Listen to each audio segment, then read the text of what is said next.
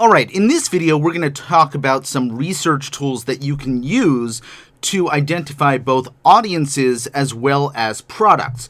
And so here's just a quick list of a handful that we're going to take a look at, and let's dive into them now. Okay, the first site that we're going to take a look at is AliExpress. Now, AliExpress is one of the best sites and probably the place that I'm going to recommend that you start in terms of looking for sourcing products for your store. It is a huge marketplace of vendors who sell things in bulk quantities or wholesale and can even drop ship, meaning deliver your items directly to your customers without them ever having to get into your hands. And you can see the general categories that AliExpress covers over here. And then, if I'll mouse over just one of them, women's clothing, you can see some of the sub areas. So let's say that you wanted to focus on women's clothing. Well, that's a very broad niche, but a subsection of that niche might be women's evening wear or prom dresses or bridesmaids and bridal dresses, right? That could be an area that you focus on, or cocktail dresses, right? So those are great niches that are really focused. I wouldn't necessarily suggest that you consider areas like electronics or phone stuff. That's stuff that that people are going to be able to find very easily and very inexpensively on sites like Amazon or eBay.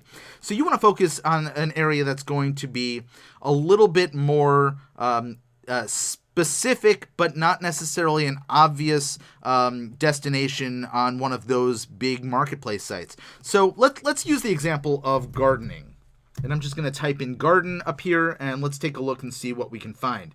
All right, so it looks like there is a whole subcategory of home and garden. Just going to click on that, and let's take a look around. Okay, and then there's garden supplies under there. And I'm going to skip all the houseware stuff, but garden supplies is, let's just dive in there a little bit more and take a look, right? So it looks like there's a whole bunch of seed-related things that you can get.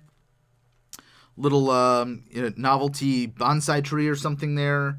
Okay, so there's supplies that you can get to water gardens, different fruits that people could plant. So this is also really useful to understand, if you are marketing to an audience in North America, for example, and you know that the climate in North America is within a certain range, well, you don't want to necessarily be selling seeds for fruits or products that are not going to work well in that range.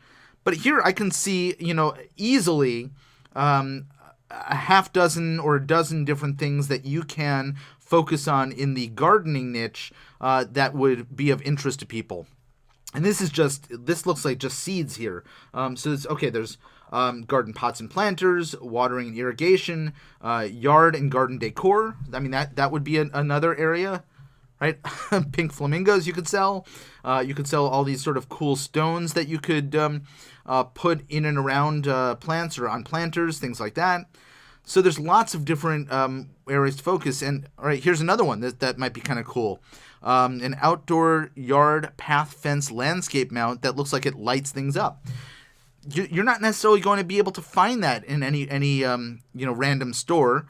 And, you can buy these at $3.32 a piece plus $1.27 shipping. So you're out less than $5, and you can probably sell these for $15, $18 easily.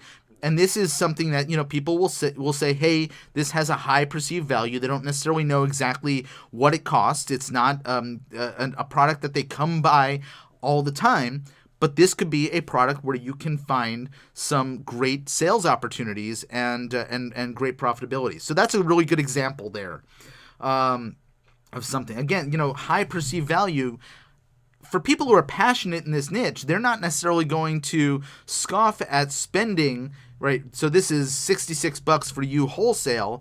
Maybe you could sell that for $109. And somebody who loves cats and gardens, which is an area that, incidentally, you can target on Facebook, that might not be a big investment. And what's it going to cost you? It's going to cost you pretty much nothing to post this on your website. Now, this is actually not a good product because it not only is it $66 to buy, but another $66 to ship.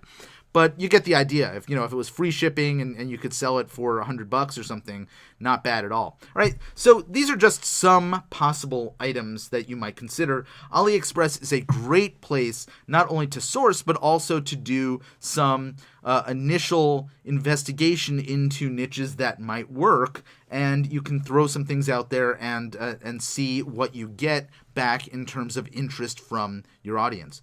All right, let's jump over to Amazon. Amazon is another great area, and one of the best things you can do on Amazon. Oops, it looks like I opened my business account here as opposed to my regular account. But let's just go and look at best sellers. Now, you can go to best sellers on Amazon in general, all departments, or you can go to best sellers in a specific area. So garden, let's look at best sellers in garden. All right, I'm not sure why we get some of these items. They're not, but you can see that a bestseller in the garden niche is these wind chimes.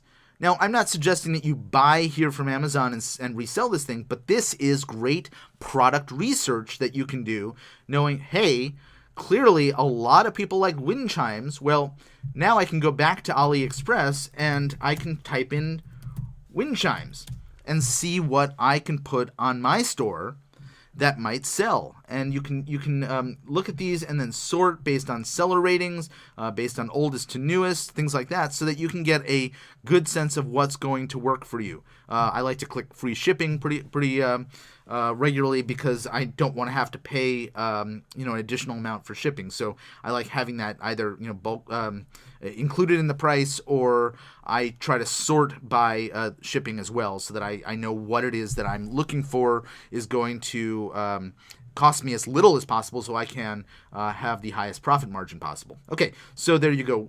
Wind chimes. This may not be exactly garden. I'm not quite sure what the category is here. So let's see. I'm gonna type in garden. And outdoor. Okay. So here we go. Here's some some lights or some security thing. This one's an ad, by the way. It says sponsored, so that's not necessarily going to be what we want. But here's the best sellers, right? Again, lights, some kind of sprouting trays, really cool premium level hose, a monitor for electricity. So maybe there are things that people want to monitor outside. Maybe there's like garden or soil moisture monitoring equipment that you can sell people. All right, so there's all sorts of things that might be. All right, here's again some more lights. So clearly hoses and lights, if you're in the gardening niche, are things that you can pretty much guarantee that there's an audience out there who is interested in buying this stuff, right? That's what I'm seeing all over the top here. A water meter. Okay, so that's how much water is flowing through the hose there. So this is really good information to give you an idea of what is going to be popular among your audience once you've identified your niche. All right, another area that I like to go is Google Trends. Now, Google Trends sometimes is useful, sometimes it's not. Very often, if you want to take advantage of something that is in the news, or maybe there's a celebrity endorsement of something, this is a great place to go. With some niches, it works better than others. If you're focusing on sports or you're focusing on entertainment, this is a great place to go.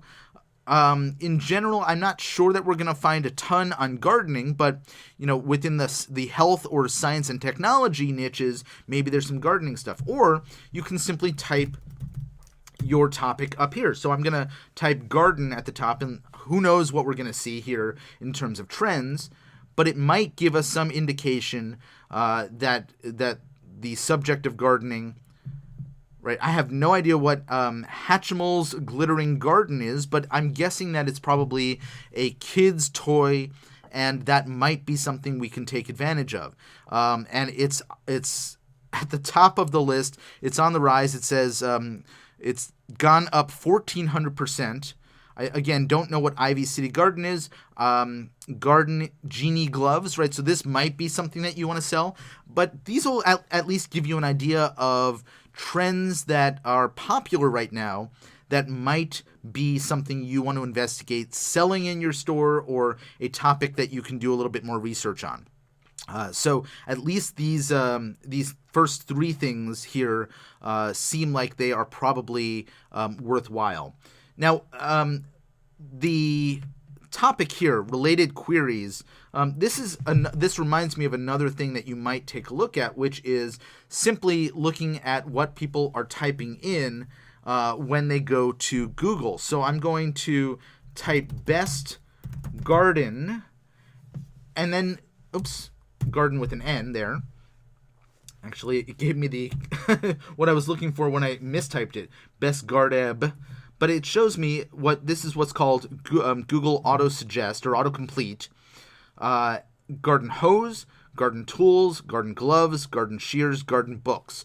And so this is showing us what people tend to type into Google when they're doing a search. So you know that these are all popular searches that people are doing.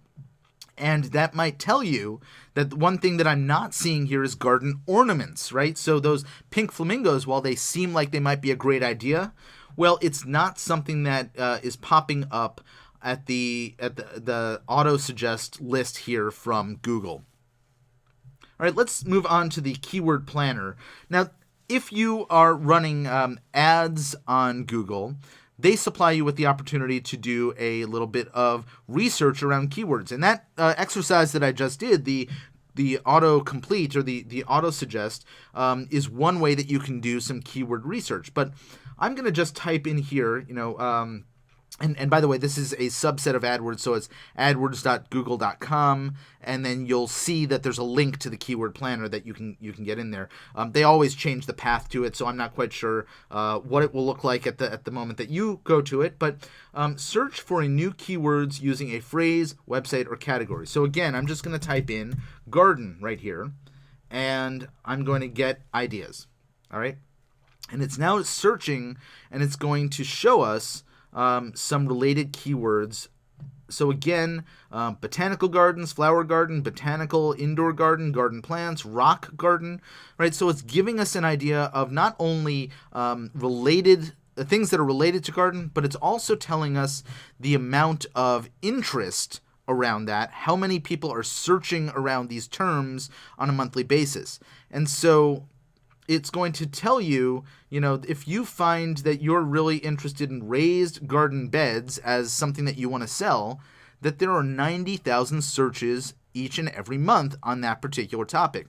That might be something you want to look into, versus garden shrubs, which is getting a much smaller regular search. Garden pots is somewhere in the middle. So this might suggest to you, where do you want to focus your energy and effort in identifying products to put into your store, because people are searching for different things. Garden ornaments, 33,000. So there's lots and lots of great information that you can get out of using the keyword planner and seeing how many monthly searches are taking place around that particular phrase. Another area I like to explore is Pinterest. Now, Pinterest is great.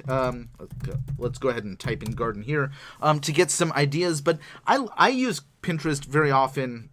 So here you can sort of see things that people have pinned, and then what you can do is take this and sort it by most repins and see what people are actually sharing, right? So now I'm not seeing a ton here within garden, but these wagon wheel garden things, that might sort of be interesting. And so the more data that you can get about it, the better. But this is a good way to sort of let's see if I can sort. Now, I don't have the ability to do that here. I actually had a plugin that I used to use, or an extension here in Google that would allow me to sort by the most popular pins here, but it looks like I've deactivated it. But it also will give you some ideas up here. So maybe a vegetable garden, or garden design, or garden sheds. So putting just a general phrase like garden or fishing into Pinterest is going to spark ideas for things that maybe you hadn't thought of, right? So girls and women and fishing, not necessarily something I might have thought of, but you might discover that there is a huge, passionate audience of female fisher women. I'm not sure if that's the right term, right? Out there, and that might be a great audience to target. I would never have thought of that unless I had typed in the word fishing and seen girls and women as two of the top suggestions here when I did that search. Okay, so that's just another way that you can gain some data, gain some insight when using a tool like Pinterest. And finally, I'm going to share with you a site called Wanelo. Wanelo, it stands for something like want, need, love, something like that. And you have to sign up to get an account. It's a free account. But this is the tool here that I like using on Wanelo is the trending tool.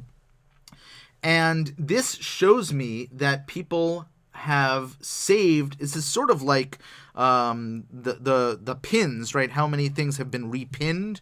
Well, this is showing us how many different products have been saved by different people. And I can sort according to price. I can sort based on men or women. I can actually go into a category. So again, let's go back to garden. And then I can take a look at different products that are in here and see that, 23,000 people have saved this LED rose flower fairy thing. And I can then say, oh, wow, this is clearly something I never would have thought of, but it's obviously popular. I'm going to go check out whether my drop ship source, which, might be over here on AliExpress, can sell that to me, or whether I can use this product in my store. So this is another great place, right? So this one, 4 saves.